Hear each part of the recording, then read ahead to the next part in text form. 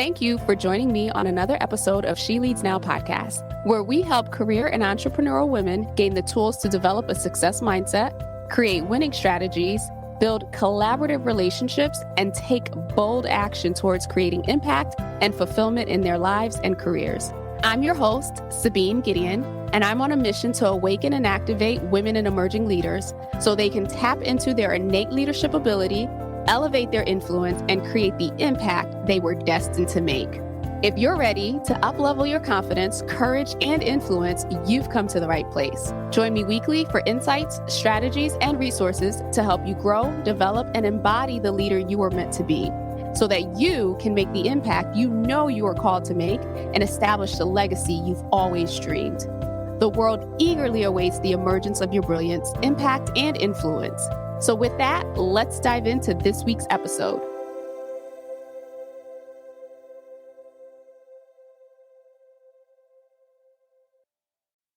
Hello and welcome to another episode of She Leads Now. I'm your host, Sabine Gideon, and I am excited to be bringing you one of many solo episodes in these next few weeks. So if it's your first time listening or tuning in, welcome. I'm excited to have you here. And for those of you who are longtime listeners, I appreciate you being here as well. So if you're completely new to me, I serve in the capacity of an exec career and leadership strategist, and I serve women and emerging leaders. And I do so in a couple of different ways, through my books, as well as through speaking and corporate training, and of course, executive coaching or private coaching.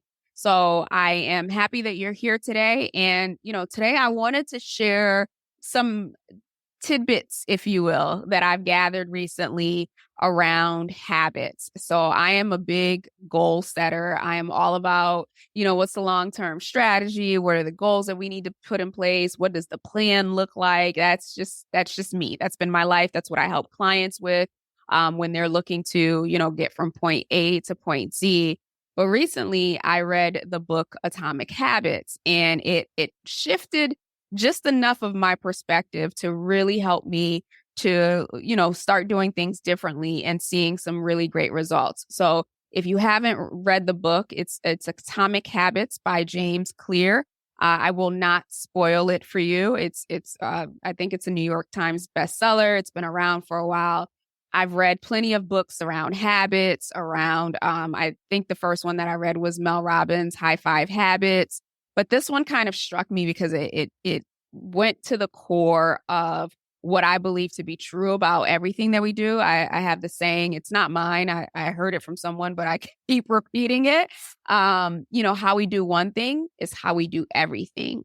And in reading this version, it kind of made me look at things differently. And the reason why I'm sharing this too is I realize that every week I sit here and I ask guests, what books have been powerful for you or impactful to you personally and professionally? And we get recommendation after recommendation after recommendation.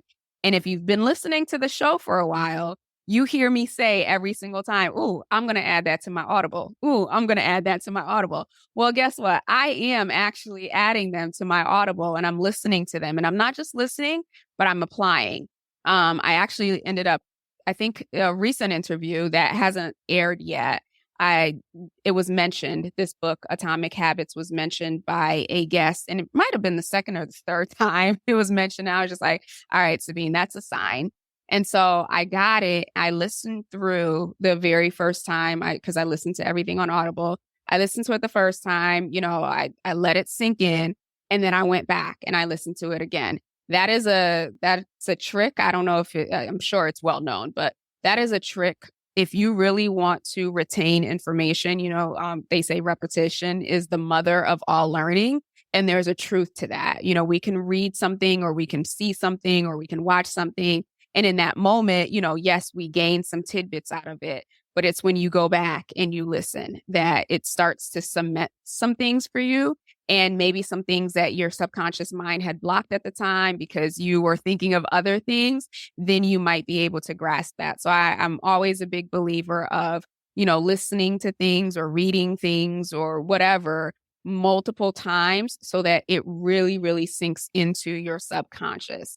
So a couple of reasons why I'm sharing this in particular is At the time of this recording, we're, winding down 2023, going into 2024. And, like me, a lot of business owners and even individuals in corporate, we're looking at our year end goals. We're looking at 2024, what we want to create for ourselves, what we want to create in our careers. And, this is the time where people are looking into the future and we're setting those SMART goals and even the development plans that go with that. But really, what I in previous years had missed, maybe not so much in the last 2 to 3, but previous years, I would set these really, really big goals. I determine like what are the things that I needed to do. And then I'd go full speed ahead and life would start lifing. And I was either, thrown off track or derailed or whatever the case may be. And, yes, I may have met those goals in the end, but the process and the journey was, likely a lot more difficult than it needed to be. And so in reading this book, it really just helped shift my mindset. I'm not going to give away the entire book because we'd be here for hours. It literally is, several hours on Audible. But there are a couple key pieces that I pulled out that I want to share for those of you who are looking at 2023 results, thinking through what does 2024 look like, or what do I want 2024 to look like? And these are some of the things that you can start to apply. I definitely still encourage you to read the book, but these are some things that you could apply to your planning process and beginning to shift your mindset before you start taking action. So initially, he talks about, habits being shaped by our systems. I didn't think about habits and systems being interconnected the way that he broke it down. And one of the things that I really appreciated was that he really drew this distinction around the laws of behavior change. How do we change? Much of my work is in supporting individuals, professionals, executives who are at a transition point in their life. And that transition point could be, I'm trying to move to the next level. That transition point can be, I want to start a business or I want to shift gears in my career. And so, as you've heard me talk before, or if you haven't, change is not easy. It's not easy because naturally our subconscious mind is designed to keep us safe, to keep us in the familiar. And therefore, when we set out to do something new and we start to hit roadblocks, we often think that, some people will think that, oh, wow, this is too hard, or maybe I'm not meant to do this. But essentially, it's just part of the growth process. And sometimes for some people, the obstacles, if you will, become so challenging or so overwhelming that they give up. But if you understand that, that's part of the process. And so you are going to have some obstacles. You are going to have some roadblocks, but that doesn't mean stop. That means keep going. And what I loved about the way that he positioned it in this book was that he was giving you tips on when you're reaching those obstacles, or maybe even to help navigate or mitigate some of those. What can you put in place? And so he talked about making it obvious. So whatever it is that you're trying to change, make it something that is obvious, make it something that's attractive, make it something that's easy, and make it something that's satisfying. So those are the 4 laws. I won't go into too much details, but when you think about it from the perspective of, for those of you who are thinking about losing weight, right? I'll use that because that's a common goal that people set at the beginning of the year, maybe even sometimes at the end of the year. When it comes to losing weight, it's okay, I want to lose X amount of pounds by whatever day, or, I want to gain whatever your fitness goal is that you have created. And sometimes we just stop there. We just stop at, this is the amount of pounds. This is the date that I want to lose it by. And that's it. With every thought that we have or every goal that we have, there has to be an emotional attachment to it. Which shows up in the form of commitment. It shows up in the form of deep desire, like, getting down to your why. That's what helps you commit to whatever it is that you're moving towards. So if you want to change your behavior, so let's just take that example. You want to lose, I'll just use 25 pounds, right, in 6 months. Well, what are some of the things that you need to change in order to be able to lose that 25 pounds in 6 months. So that might mean, working out 3 days a week or whatever time frame. So you start to get real specific on what is it going to take. If you're only working out 1 day a week or you're not working out at all, right? You don't want to jump into, I'm going to work out 7 days a week for 3 hours a day. Guess what? Your mind is going to convince you that that is not the right thing to do. And you're going to self-sabotage every time you attempt to do it. So you want to make it that something easy. Maybe it's, I'm going to, walk on my lunch break 3 days out of the week, right? To start to build that up, to start to build that habit up so that when you go to the next level of, oh, next time it's going to be, I'm going to jog 3 days a week. And so you start to elevate it or you start to add to it. And you want to make sure that whatever it is that you're desiring to do, that it's very clear on the how. How are you going to do it? Or how do you want to do it? And setting these smaller goals, these smaller things to achieve so that you go to the next level. For those of you who are in business, like me, we set these monetary goals of the revenue that we want to generate. Great. How are you going to do it? How many clients do you need? How many networking events do you need to attend? How many, sales calls or discovery calls do you need to have on a day-to-day basis? What is your close ratio? Based on your close ratio, how many calls do you need to make sure that you're setting up? So it's getting down to the nitty gritty and making sure that it's something that you can and want to do on a regular basis. Another key point that he made in the book that I definitely want to highlight here is when it comes to change, that it's about your identity. It's about changing your identity. Or better yet, I think the way that he was positioning it as, most of us start with the goal. We think about, moving towards the goal, or we think about moving towards the habit, but real change, transformative change, lasting change happens at the identity level. So one example that he gives is around two smokers or two people who are trying to quit smoking. They're both offered cigarettes. One says, no, thank you. I'm not a smoker. And the other one says, no, thank you. I'm trying to quit.